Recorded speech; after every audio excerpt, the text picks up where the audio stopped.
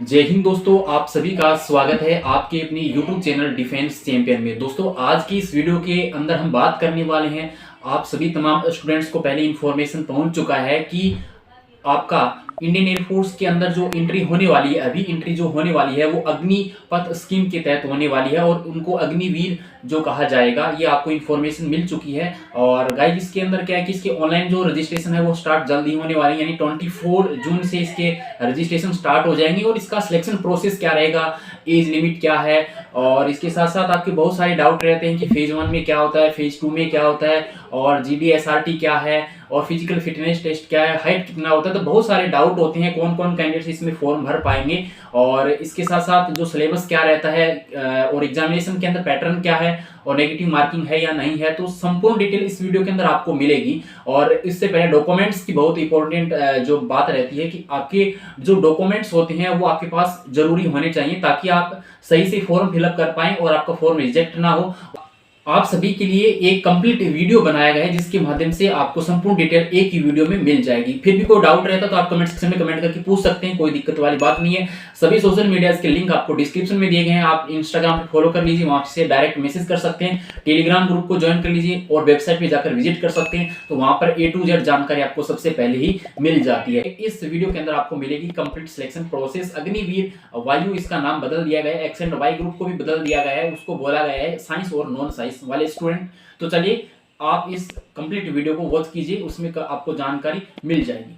तो दोस्तों अब बात करते हैं इंडियन एयरफोर्स यानी कि जो आपकी अग्निपथ योजना के तहत अग्निवीर वायु भर्ती जो है उसका नोटिफिकेशन रिलीज हो गया है। उसके बाद सबसे बड़ा क्वेश्चन जो डाउट है बच्चों का वो ये है कि सर इसमें सिलेक्शन प्रोसेस क्या है। पुराने जो बच्चे हैं उनको पता है कि सिलेक्शन प्रोसेस पूरा क्या है, लेकिन जो बच्चे अभी ऐड होने वाले हैं, नए बच्चे हैं, उनको ये डाउट है कि सर सिलेक्शन प्रोसेस क्या है। एक बार वो पूरी इन्फॉर्मेशन हम देख लेते हैं। तो इस वीडियो को पूरा देखना ताकि आपको पूरी इन्फॉर्मेशन मिल जाएगी कि हमें स्टार्टिंग से लेकर फॉर्म भरने से लेकर हमारे सिलेक्शन तक का पूरा प्रोसेस क्या रहने वाला है। अच्छे से समझना, एक एक स्टेप समझना, क्योंकि काफी पार्ट्स में डिवाइड रहता है इंडियन एयरफोर्स का सिलेक्शन प्रोसेस। ठीक है, तो सबसे पहले दोस्तों मैं बात करता हूं कि ऑनलाइन आपका जो फॉर्म है, ठीक है, ऑनलाइन रजिस्ट्रेशन फॉर्म जो है वो आपका स्टार्ट हो जाएगा यानी 24 जून से लेकर 5 जुलाई तक। ठीक है, 24 जून से लेकर 5 जुलाई तक आपका जो है रजिस्ट्रेशन रहेगा, ऑनलाइन रजिस्ट्रेशन। ठीक है, एक चीज ध्यान में रखना दोस्तों, बता देता हूं, इसको टाइम रहते फॉर्म को फिल कर लेना। ठीक है, बात ये है दोस्तों कि अब जब 5 जुलाई का 5 PM हो जाएगा ना भाई, उसके बाद आपका क्लोज हो जाएगा पूरा ऑनलाइन रजिस्ट्रेशन। तो मैं आपसे कहता हूं कि आपको जून के अंदर ही जैसे ऑनलाइन रजिस्ट्रेशन स्टार्ट हो, आपको रजिस्ट्रेशन अपना स्टार्ट कर लेना है, इसमें आपको वेट नहीं करना है। ठीक है, तो ये आपके ऑनलाइन रजिस्ट्रेशन की बात जो आपको फॉर्म फिल करना है अपनी भर्ती के लिए। ठीक है, अब मैं बात करता हूं कि सर फीस क्या होगी। तो इसकी दोस्तों फीस है आपकी 250 रुपए। आपकी इस फॉर्म को भरने की 250 रुपए फीस होगी, ऑनलाइन रजिस्ट्रेशन। ठीक है, और ऑनलाइन ही आपको इसको जो है फीस आपको देनी है। ठीक है, आप अपने कंप्यूटर या अपने फोन से आराम से इजीली से फॉर्म फिल कर सकते हैं, कोई प्रॉब्लम नहीं होगी। ठीक है, एक एक स्टेप आपको बाद में वीडियो में बता भी दिया जाएगा कि क्या क्या प्रोसेस उसमें फॉर्म में होने वाली है। ठीक है, क्या क्या डॉक्यूमेंट्स आपको चाहिए उस फॉर्म भरने के लिए, और आपको कहां पे क्या मिस्टेक नहीं करनी है वो भी ध्यान रखना है। फॉर्म में मिस्टेक नहीं होनी चाहिए वरना रिजेक्ट हो जाओगे। ठीक है, चलिए आगे बात करते हैं DOB की। ठीक है, डेट ऑफ बर्थ आपकी क्या है, ठीक है, ध्यान से देख लेना भाई, ये सबसे इंपॉर्टेंट पॉइंट है आपका ओवरऑल। ठीक है, 29 जिस बच्चे की डेट ऑफ बर्थ 29 दिसंबर 1999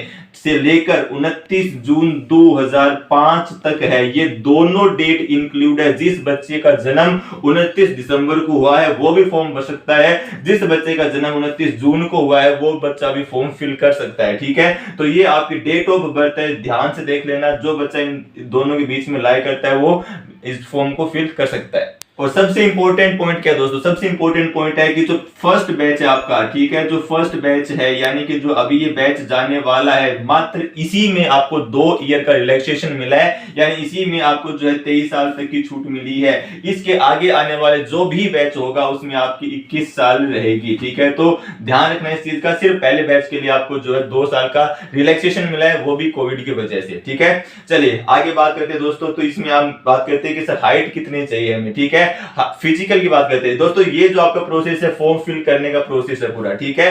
उसके बाद दोस्तों आपका मैं बता देता हूं 24 जुलाई को आपका क्या होने वाला है भाई, एग्जाम होगा, ठीक है।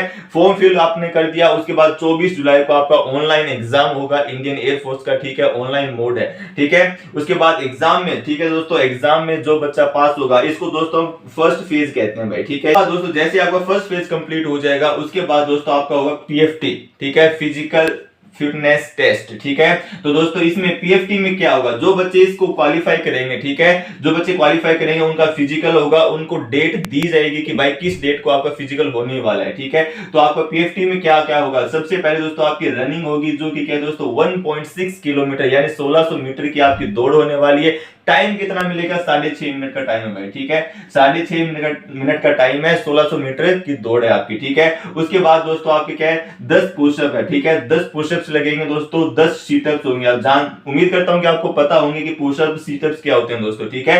यदि नहीं पता है तो सारी वीडियोस आपकी चैनल अवेलेबल है, वहां पे जाकर आपको देख लेना है, ठीक है। यहाँ पे दोस्तों 20 आपकी स्क्वाट्स होगी यानी कि उठक बैठक होने वाली है, ठीक है। तो ये आपका फिजिकल का क्राइटेरिया है पूरा, जो जिसको हम कहते हैं सेकंड फेज, ठीक है, जिसको हम कहते हैं सेकंड फेज। तो पहला फेज कंप्लीट हो गया पेपर वाला, जो बच्चा पेपर को पास करेगा उसका फिजिकल होगा, जो कि हो गया आपका सेकंड फेज, ठीक है। दोस्तों बता देता हूं, सबसे बड़ा डाउट आता है कि हाइट क्या रहेगी सर इसके अंदर। तो दोस्तों हाइट जो है वो आपकी 152.5 सेंटीमीटर रहेगी। जिस बच्चे की ये हाइट है वो बिल्कुल एलिजिबल है इस फॉर्म के लिए, इंडियन एयरफोर्स के लिए। और दोस्तों ये हर ग्रुप के लिए अवेलेबल है, ठीक है, हर ग्रुप के लिए बिल्कुल सेम है, जो एक्स हो या वाई ग्रुप हो, ठीक है, इवन आपका सी ग्रुप हो, ये सब के लिए सेम ही रहती है जो आपकी हाइट रहती है, ठीक है। तो इसको आप जो है नोट कर लेना, बहुत बच्चों के डाउट आते हैं सर हाइट क्या है, हाइट क्या है, हाइट क्या है, ठीक है। तो हाइट आपकी 152.5 सेंटीमीटर है दोस्तों। उसमें फिजिकल जो है आपका कंप्लीट होने के बाद दोस्तों जो बच्चा फिजिकल को क्लियर कर लेगा, पास आउट हो जाएगा, उस बच्चे का होगा आपका जीडी, ठीक है, जीडी यानी ग्रुप डिस्कशन। और उसके बाद दोस्तों आपका होगा एसआरटी। सर एसआरटी क्या होता है, सिचुएशन रिएक्शन टेस्ट। आपकी बात आपकी इंडियन एयरफोर्स ने पीएसएल की भी डेट दे दी है, ठीक है, जिसको प्रोविजनल सिलेक्टेड जो है लिस्ट कहते हैं, ठीक है। और इसकी डेट है दोस्तों 1 दिसंबर 2022 को आपकी पीएसएल जारी हो जाएगी। और दोस्तों सबसे बड़ा बदलाव क्या है, सबसे बड़ा बदलाव है कि मात्र 10 दिन में ही आपकी एनरोलमेंट भी आ जाएगी। दोनों के बीच 10 दिन का गैप है भाई, ठीक है। तो 10 दिन के बाद ही आपकी जो है एनरोलमेंट लिस्ट आ जाएगी, सबसे बड़ा बदलाव है। वरना पहले जो है इस लिस्ट के लिए 1 महीने का वेट करना पड़ता था। जिस बच्चे के मेडिकल क्लियर हो जाएगा वो बच्चा दोस्तों फाइनली एनरोलमेंट में आपको पता चल जाएगा कि आपका सिलेक्शन हुआ है या नहीं हुआ दोस्तों। उसके बाद आप फाइनली सिलेक्ट हो जाओगे पहले अग्निवीर बैच के लिए। तो अब बात करते हैं इंडियन एयरफोर्स के एलिजिबिलिटी क्राइटेरिया की, कि आपकी एलिजिबिलिटी क्या रहने वाली है, क्या एलिजिबिलिटी होनी चाहिए, ठीक है, इंडियन एयरफोर्स के लिए दोस्तों। तो सबसे पहले दोस्तों 12th पास कैंडिडेट होना चाहिए, यानी कि 12वीं पास बच्चा होना चाहिए किसी भी रिकॉग्नाइज्ड बोर्ड से, ठीक है, किसी भी प्रमाणित गवर्नमेंट ऑफ इंडिया के बोर्ड से जो है 12th पास आपकी होनी चाहिए दोस्तों। कम से कम आपके 50% होने चाहिए भाई, ठीक है, एग्रीगेट 50% होने चाहिए। और दोस्तों इंग्लिश में आपके 50% होने चाहिए, यानी यदि आपका इंग्लिश का 100 नंबर का एग्जाम है तो आपके 50 नंबर अनिवार्य हैं इंग्लिश के अंदर। और 50% आपकी ओवरऑल जो है परसेंटेज होनी चाहिए 12वीं क्लास के अंदर। तो आप बिल्कुल एलिजिबल हैं भारतीय वायुसेना के लिए दोस्तों, ठीक है। चलिए अब बात करते हैं दोस्तों जो बच्चे पहले एक्स वाई ग्रुप के आरडी हो चुके हैं उनको बता देता हूं दोस्तों कि अब आपका जो एक्स ग्रुप का नाम है वो चेंज होकर हो चुका है साइंस, ठीक है। और वाई ग्रुप का नाम चेंज करके उन्होंने कर दिया है नॉन साइंस। बस इतना सा डिफरेंस है, साइंस यानी कि एक्स ग्रुप, नॉन साइंस यानी कि वाई ग्रुप दोस्तों, ठीक है।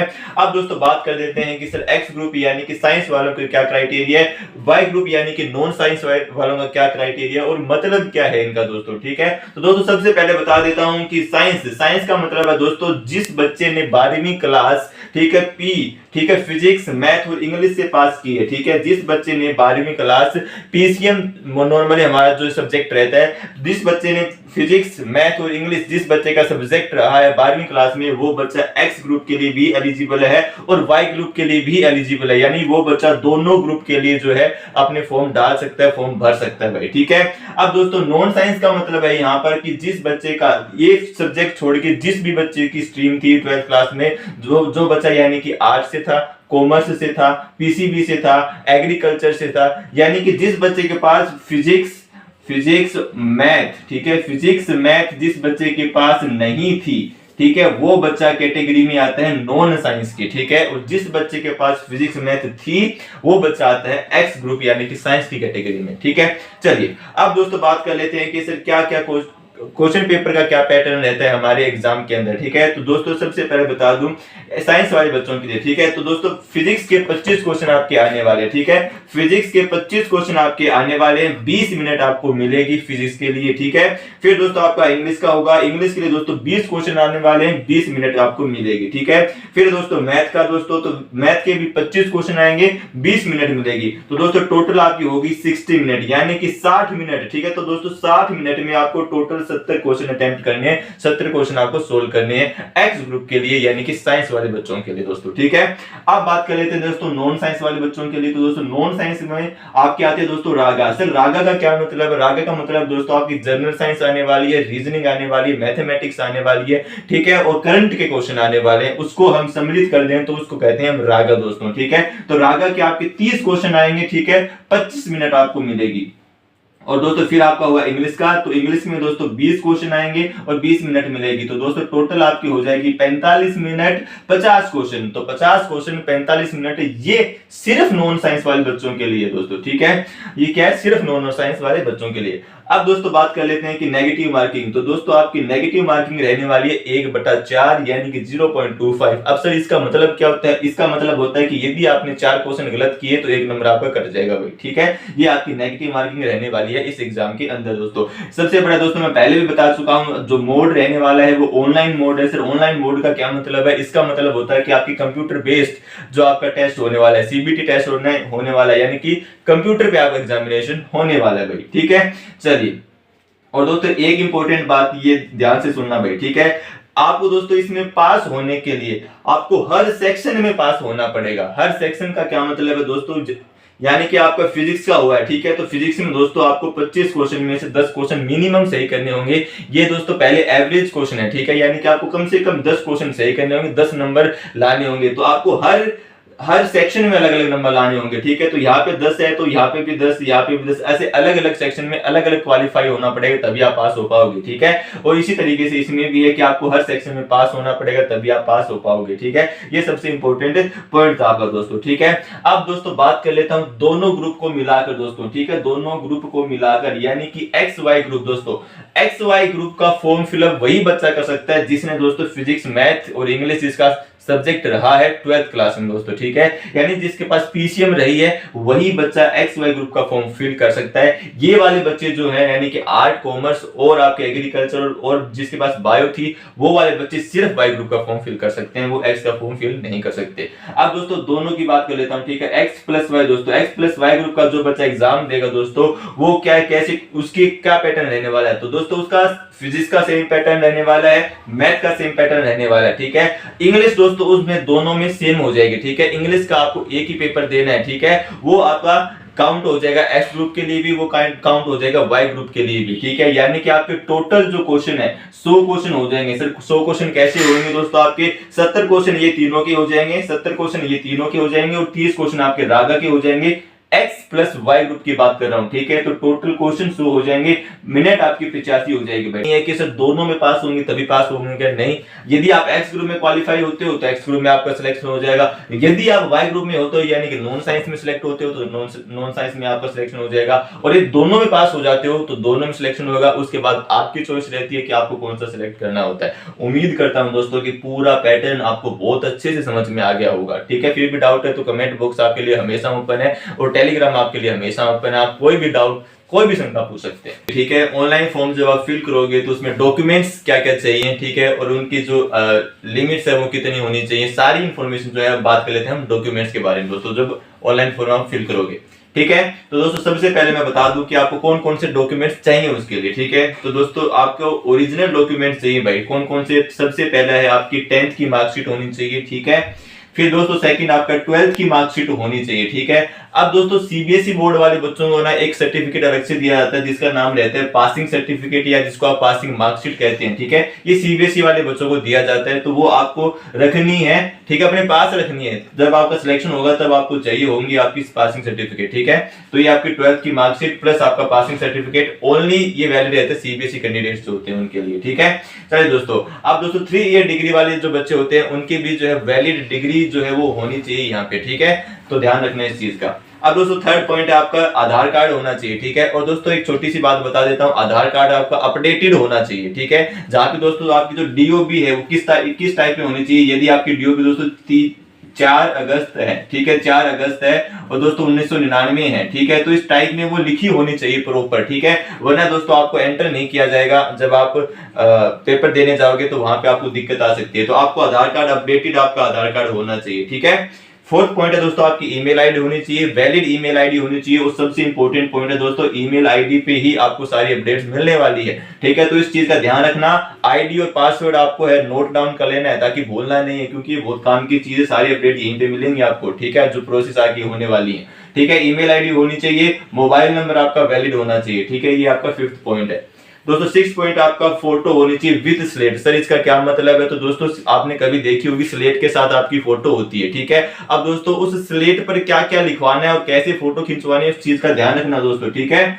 जो आपको वहां पे ध्यान में क्या रखना दोस्तों कि स्लेट के ऊपर आपका नाम आना चाहिए, ठीक है। सबसे ऊपर आपको ऐसे लिखना है नेम इक्वल टू राहुल, ठीक है, नेम इक्वल टू राहुल। ये फॉर्मेट होना चाहिए, ध्यान से रखना स्लेट में, ठीक है। उसके साथ आपको फोटो खिंचवानी है और अभी खिंचवानी है लेटेस्ट, ठीक है। नेम होना चाहिए, उसके बाद दोस्तों आपकी डीओबी होनी चाहिए, डेट ऑफ बर्थ होनी चाहिए और इसको आपको लिख लेना है। जैसे आपकी 4 अगस्त है तो इस तरीके से आपको जो है वहां पे डीओबी लिखनी है पूरी। उसके बाद दोस्तों आपको डेट ऑफ डीओपी लिखनी है। डीओपी का मतलब है डेट ऑफ पोस्ट, जिस दिन आप फोटो खिंचवा रहे हैं उस दिन की दिनांक, उस दिन की डेट होनी चाहिए, ठीक है। जैसे आपने दोस्तों मान के चलिए 25 जून को खिंचवाइए तो 25/6/2022, ठीक है। इस तरीके से आपको डीओपी लिखनी है। तो आपको स्लेट पर ये तीनों चीजें लिखनी है, नेम लिखना है अपना, डेट ऑफ बर्थ लिखनी है, डेट ऑफ पोस्ट लिखनी है। ये तीनों चीजें लिखकर दोस्तों अपने स्लेट के साथ आपको फोटो खिंचवानी है। और ध्यान रखना दोस्तों जो आपकी फोटो है वो अप्रैल महीने से पहले की नहीं होनी चाहिए, ठीक है, यानी कि आपको अभी लेटेस्ट खिंचवानी है। इस चीज का आपको ध्यान रखना है, ठीक है। और डेट ऑफ पोस्ट में उसी डेट को मेंशन करना है जिस दिन आपने फोटो खिंचवाई है। चलिए दोस्तों, उम्मीद करता हूं कि फोटो वाला सेक्शन आपको समझ में आ गया होगा। एक और इंपॉर्टेंट दोस्तों, जब आप फोटो अपलोड कर रहे होंगे, स्कैन करवा रहे होंगे, तो ध्यान रखना उसकी साइज जो है वो 10 KB से लेके 50 KB के बीच में होनी चाहिए, ठीक है। चलिए दोस्तों, अब दोस्तों आपका छठा पॉइंट जो है, 7वां पॉइंट जो है वो दोस्तों लेफ्ट थंब इंप्रेशन, यानी कि दोस्तों आपको लेफ्ट थंब इंप्रेशन आपकी जो है फोटो खींचनी है आपको, ठीक है। एक ब्लैंक पेज पे आपको जो है लेफ्ट थंब लगाना है और फोटो खींचनी है। वो फोटो भी दोस्तों आपकी जो 10 KB से 50 KB के बीच में होनी चाहिए, स्कैन्ड होनी चाहिए भाई सारे डॉक्यूमेंट। इस चीज का ध्यान रखना, ठीक है। क्लैरिटी होनी चाहिए, अगले वाले को पता रहना चाहिए कि भाई इसमें चीज में लिखा क्या है, मार्कशीट में क्या लिखा है, क्या नाम लिखा है, क्या उसकी डेट ऑफ बर्थ लिखी हुई है, ये चीजें अच्छे से दिखनी चाहिए, ठीक है। आपका 8वां पॉइंट है दोस्तों की सारी सिग्नेचर होना चाहिए आपका, ठीक है। आपकी क्या क्या चीजें होनी चाहिए, आपकी फोटो होनी चाहिए स्लेट के साथ, आपके लेफ्ट थंब का इंप्रेशन होना चाहिए, आपका सिग्नेचर होना चाहिए, ठीक है। और तीनों की साइज 10 KB से 50 KB के बीच में होनी चाहिए। चलिए दोस्तों, अब अगला पॉइंट है 9th पॉइंट आपका, ठीक है दोस्तों। इस पॉइंट को ध्यान में रखना दोस्तों, जिस बच्चे की एज 18 साल से कम है, जिस बच्चे की एज 18 साल से कम है दोस्तों, उसको जरूरत पड़ेगी उसके माता पिता के सिग्नेचर की, या माता पिता सिग्नेचर नहीं करते हैं तो उनका थंब भी काम करेगा, ठीक है। तो उनको इस चीज की भी जरूरत पड़ेगी जो बच्चे 18 साल से कम के हैं, ठीक है। चलिए दोस्तों, सबसे इंपॉर्टेंट पॉइंट ये है कि आपको सारे डॉक्यूमेंट जो आप यूज करोगे उसमें दोस्तों आपका नाम, आपके फादर का नाम, आपके मदर का नाम, ठीक है, और आपकी डेट ऑफ बर्थ जो है वो बिल्कुल सेम होनी चाहिए, ठीक है।